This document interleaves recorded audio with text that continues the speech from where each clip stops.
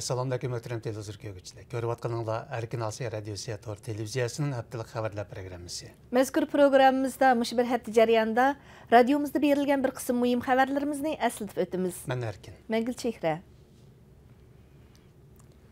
3-oyning oxirlaridan 5-oyning oxirlarigacha bo'lgan mezgilda Uyg'ur elida eng oz deganda 5 nafar tor sohasidagi Uyg'ur ziyolisining tutib ketilganligi ma'lum bo'ldi.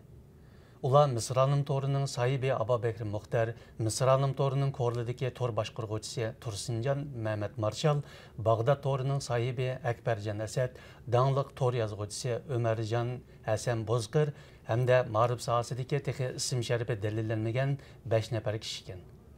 Bularning ichida Ababekir Muxtarning 10-iyun kuni qo'yib berilganligi ilgari surilmoqda.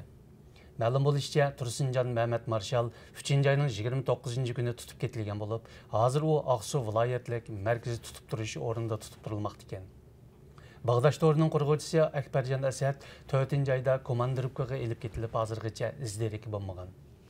Xitoy markaziy hukumatı bu yillik Ramazon harpisida Xinjiangning diniy e'tiqod erkinlik ahvoli nomli aqtashlik kitobni e'lon qilib, Uyg'ur elida musulmonlarning diniy e'tiqodiga nisbatan hech qanday cheklamaning yo'qligini ilgari surgan edi.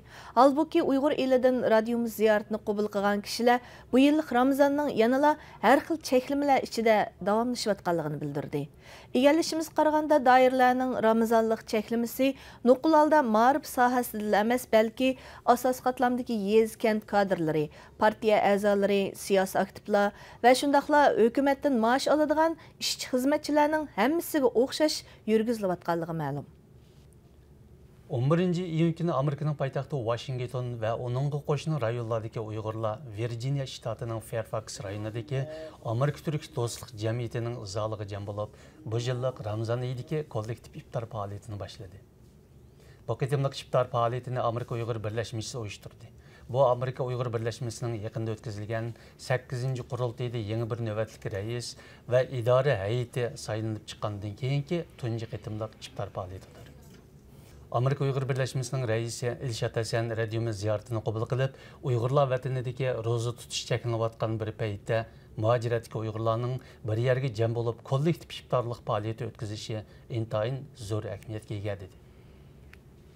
Her yili 21 fevraldagi xalqaro ona til kunini turli usullar bilan xotirlash Uyg'ur eli va chet ellardagi Uyg'ur jamoati orasida umumiy kayfiyatga aylangan edi.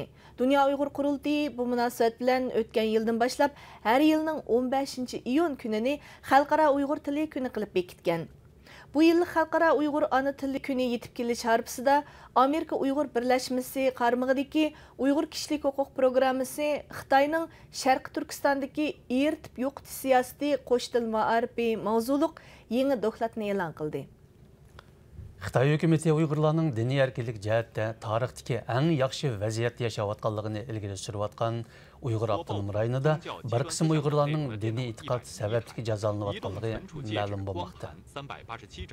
Yaqinda Aqsuning 10 so'nayisi To'qola yezisidagi 3 oiladan 11 kishining atalmış qonunsiz unsil materiallarini ko'rganligi uchun 2 yildan 17 yilga qadar qamoqqa hukm qilinganligi buning bir dalili.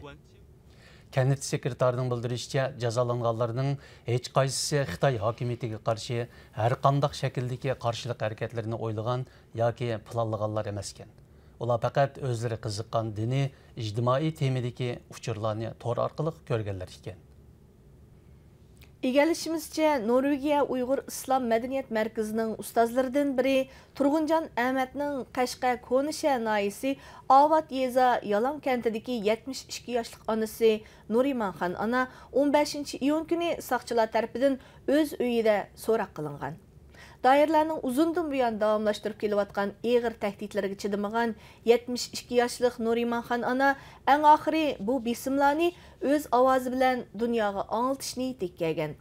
24 yildan beri onasini ko'rolmagan Turg'unjon Ahmadmu bu haqda inkos qaytirib, onasining ahvolini anglatdi. Ma'lum bo'lishicha, Turg'unjon Ahmad Urumchi Islom institutining 92-yillik o'quvchisi bo'lib, u 1996-yili siyosiy jinoyat bilan ayblanib 3 yil kesilgan. Turmadan qo'yib berilgandan keyin chet elga hijrat qilib, eng oxirida Norvegiyaga yerlashgan. Möhtərəm televizor görgüçülər, yuqorida Erkin Asiya Radiosu Tor televiziyasının həftəlik xəbərlər proqrammasını gördüңlər. Kelər həftə görüşəylik. Xeyr xoş. Xeyr xoş.